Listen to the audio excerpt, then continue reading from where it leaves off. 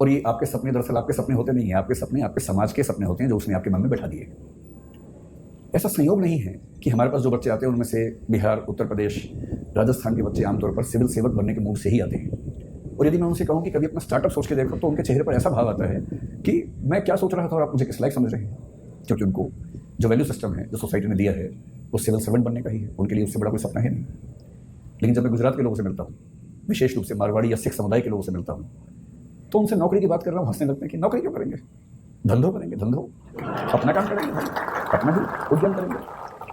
सारा खेल value system का है। हम उस समाज के लोग हैं जहाँ ज़्यादा पैसा कमाने का सम्मान ज़्यादा नहीं है। आप कितना ही पैसा कमा लें, लोग आपको सम्मान देंगे नहीं जब तक आप उससे बड़ा कुछ नहीं कर लेंगे। लेकिन कई देश ऐसे हैं, कई समाज ऐसे हैं जहाँ पर धनी होना, सफल उद्यमी होना अपने आप में एक सक्सेस की निशानी है। मैं एक एग्जाम्पल देकर बात करता हूँ। मुझे एग्जाम्पल देने की बहुत बीमारी है, उसी से बात समझाना आसान भी लगता है मुझे। मैं अभी करीब 12-13 दिन अमेरिका में रहा। मैं 5 विश्वविद्यालयों में गया सिर्फ उनका सिस्टम समझने के लिए। उनमें से 2 में मुझे निमंत्रण था, 3 में मैं बिना बोले पहुंच गया कि मैं देखना चाहता हूँ कि कैसे आप लोग काम करते हैं। तो वहाँ के कुछ स्टूडेंट्स, कुछ प्रोफेसर से परिचय था, तो उनके साथ मैंने पूरा विश्वविद्यालय देखा, समझा। कुछ बच्चों से मिला, उनके सपने पूछे, उनके पढ़ने का तरीका पूछा, प्रोफेसर से पढ़ाने का तरीका पूछा। पर्पज़ ये था कि कल को अगर मैं कोई विश्वविद्यालय शुरू करूँ जो कि मेरा एक सपना है, तो मेरे पास एक टेम्पलेट हो या कई टेम्पलेट्स हों कि एक अच्छा विश्वविद्यालय कैसा होता है और बच्चों की पूरी ग्रूमिंग का तरीका क्या होना चाहिए। तो उन्होंने सब मुझे बताया। मैंने वहाँ जो बिजनेस पढ़ रहे थे, 1-2 बच्चे जिन्होंने बिजनेस स्टडीज़ पढ़ा हुआ था, मास्टर्स लेवल पर या ग्रेजुएशन लेवल पर, और मैं अच्छी यूनिवर्सिटी की बात कर रहा हूँ। मैं यूटी ऑस्टिन की बात कर रहा हूँ, मैं मिशिगन यूनिवर्सिटी के रॉ स्कूल की बात कर रहा हूँ, मैं कोलंबिया यूनिवर्सिटी की बात कर रहा हूँ, इनकी बात कर रहा हूँ जहाँ पर पढ़ना किसी के लिए बहुत बड़ा सपना हो सकता है। वहाँ जिन लोगों ने बिजनेस स्टडीज़ की पढ़ाई की, उनसे मैंने खूब बातें की, 1-2 घंटे बात की, और अंत में एक कठोर सवाल पूछा। मैंने कहा 2 बातें बताना सीधे सीधे। एक तो ये कि यहाँ से पढ़ने के बाद क्या पैकेज मिलेगा तुम्हें। वो थोड़ा चौंक जाते थे कि कितना सीधा सवाल पूछ लिया। मैंने कहा इसीलिए पूछ रहा हूँ कि मुझे पता तो हो कि यहाँ आप आए तो उसका फायदा है कि नहीं है।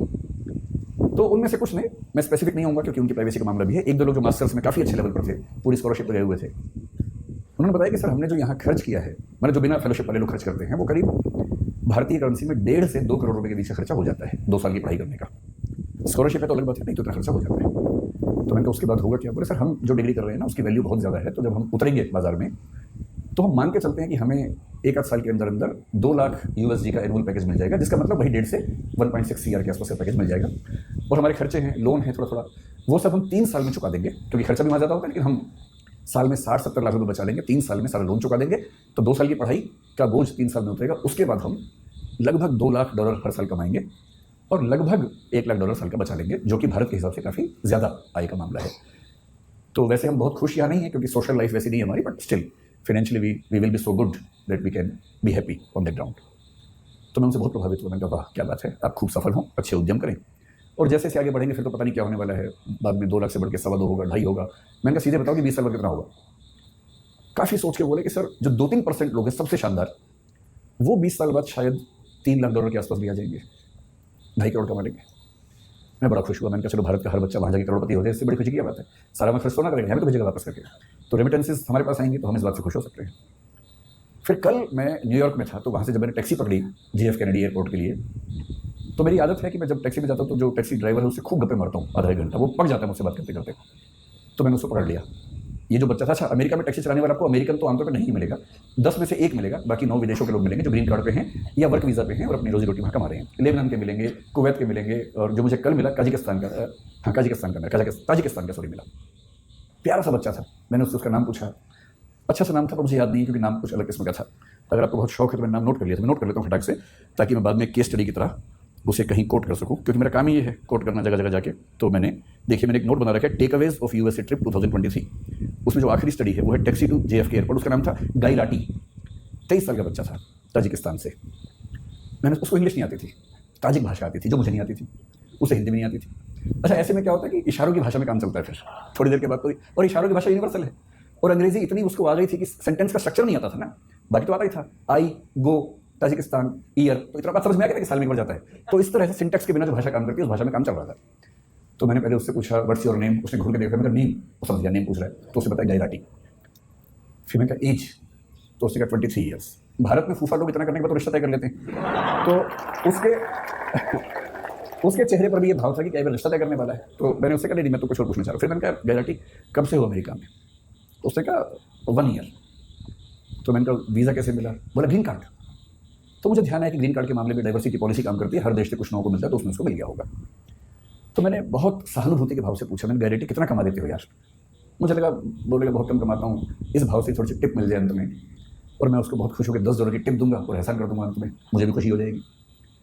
तो उसने कहा कि ऑलमोस्ट $400 to $500 एवरी डे। अच्छा, भारत का आदमी सीधे 80 से गुणा करता है वहाँ जाके, जो भी फिगर सुनता है खटाक से गुणा करता है।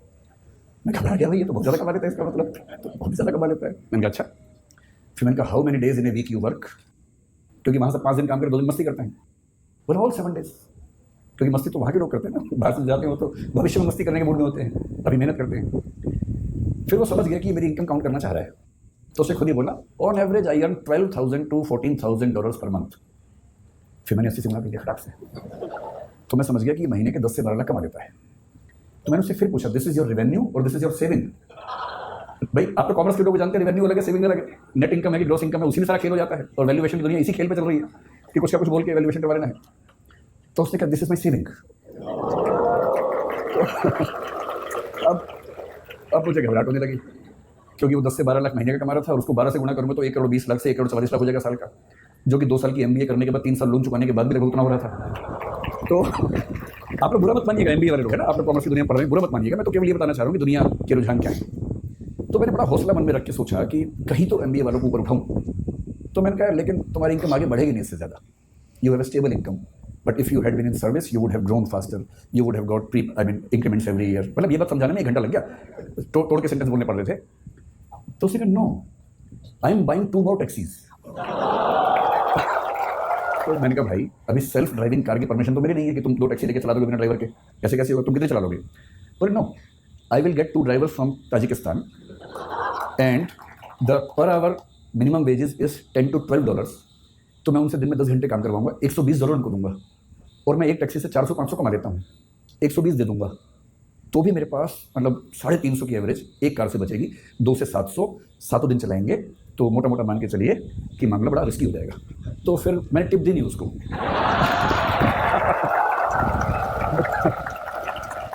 मुझे चिंता थी कि जब मैं उतरूंगा कहीं वो मुझे टिप ना दे दे थोड़ी सी कि भाई आपने इतना पूछा, थोड़ा चिंतित हो गए होंगे, अगर आपको टिप चाहिए हो तो आप ले सकते हैं। और मजे की बात क्या बोला, साथ में पढ़ाई भी करता है वो, इस सब के साथ साथ वो ऑनलाइन या हाइब्रिड करके कुछ पढ़ाई भी करता है साथ साथ।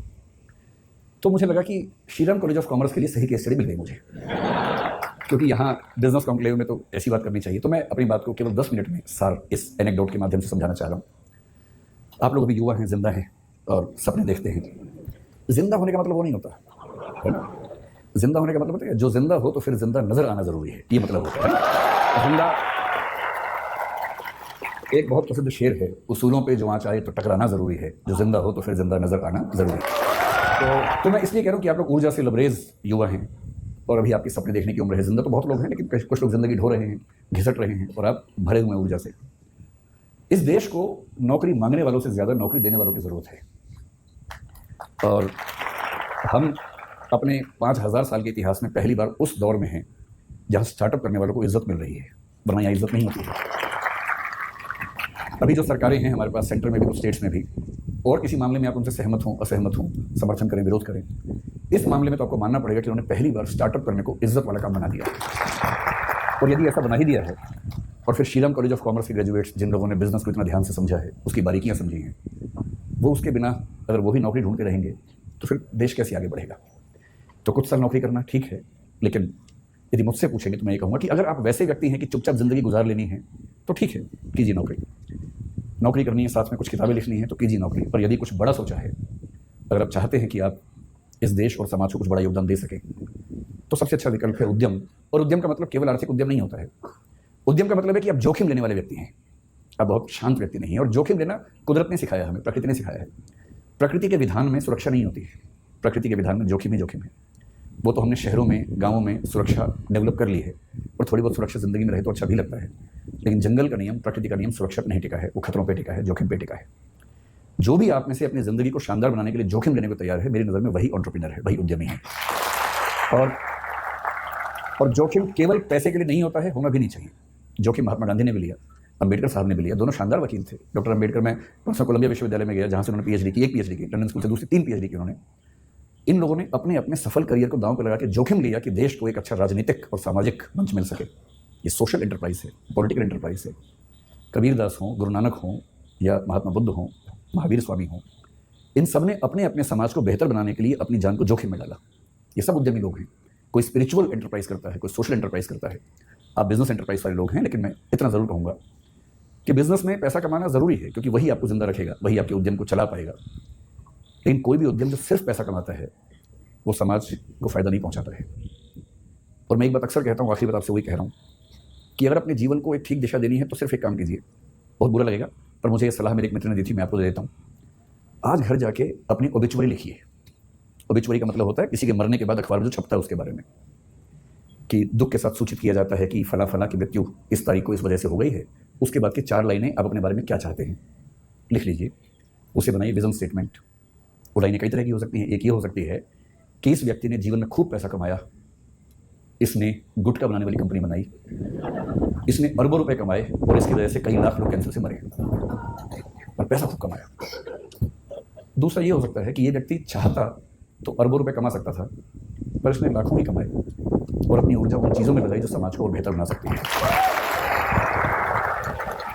ये चाहता तो डीजल की कार बना के खूब पैसा कमा सकता था, तेल के कुएं खोद के खूब पैसा कमा सकता था, पर इसने सोलर पैनल्स में अपनी ऊर्जा लगाई, क्योंकि उसे चिंता थी कि मेरे साथ साथ इस समाज का भी भला होना चाहिए।